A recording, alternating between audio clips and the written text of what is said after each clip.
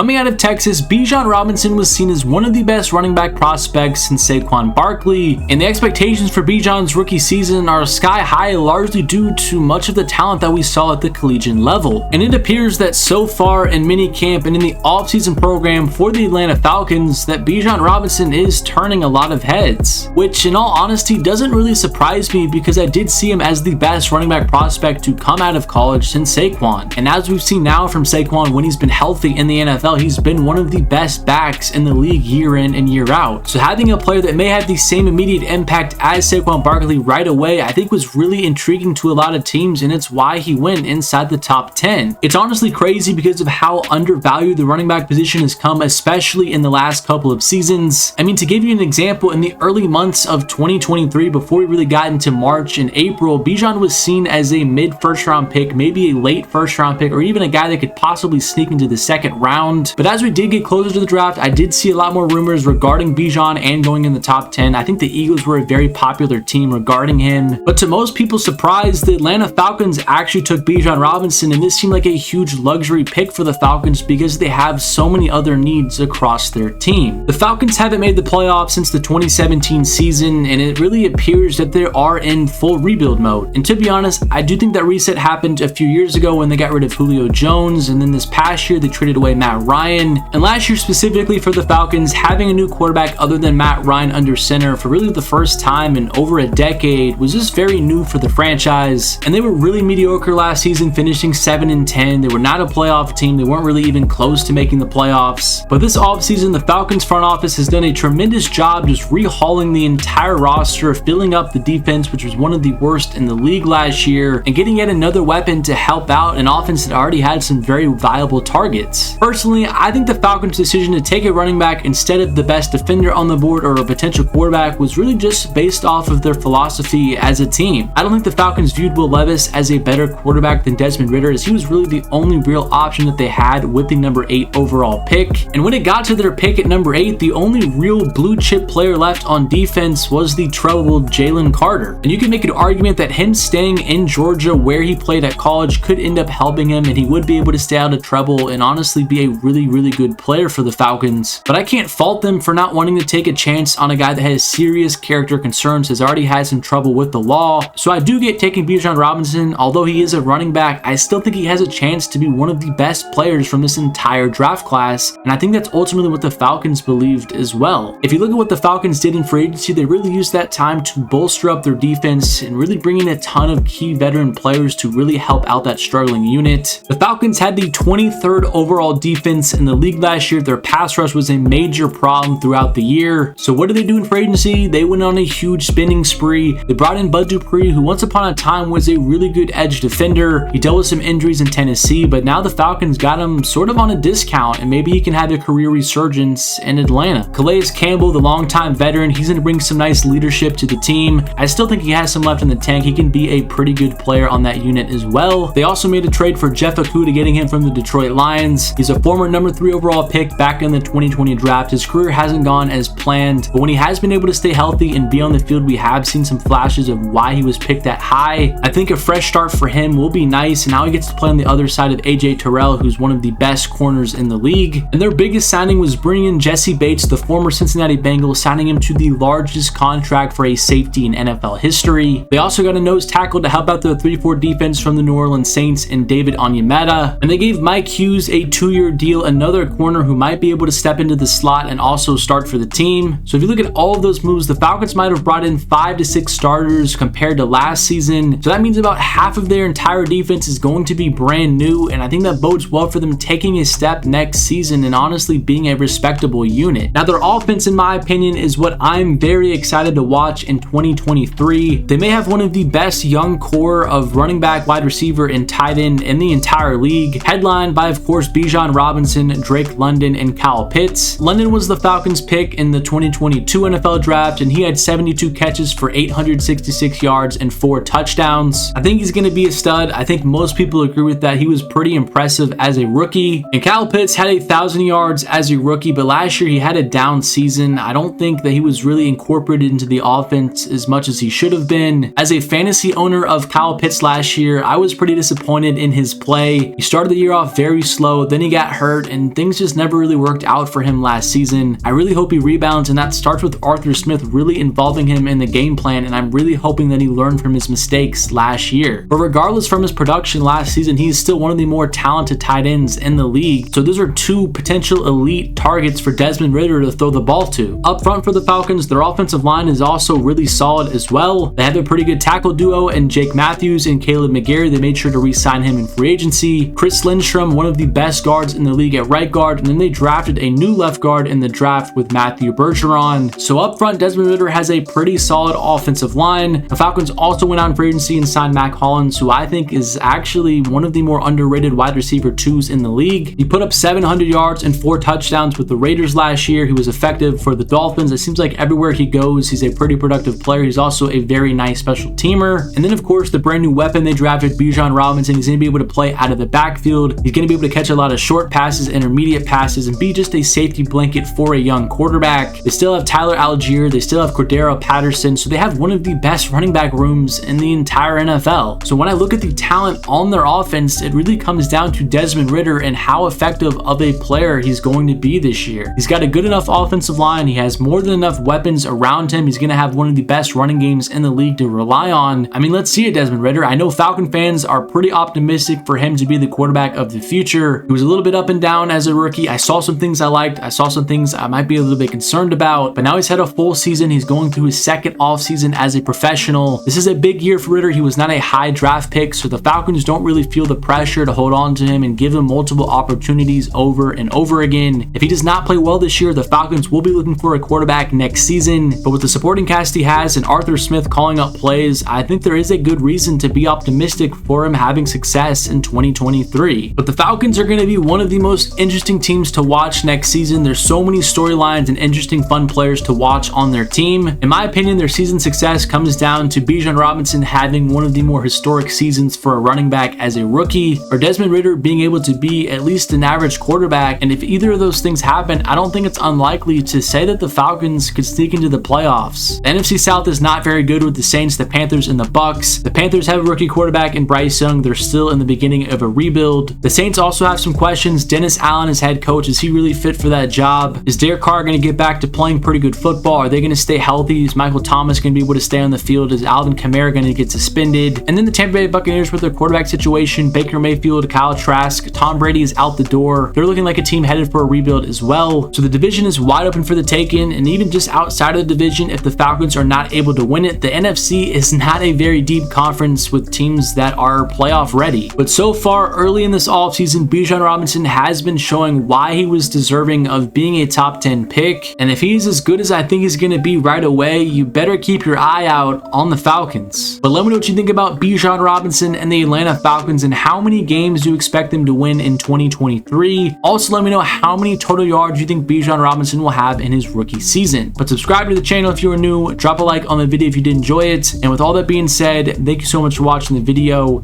and I'll catch you guys in my next one.